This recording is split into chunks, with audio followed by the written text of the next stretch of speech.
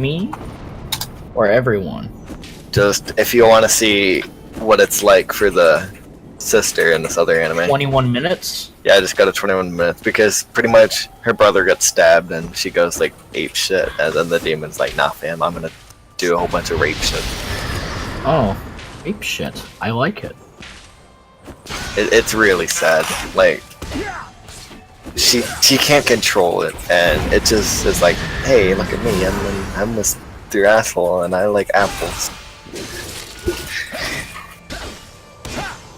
Oh.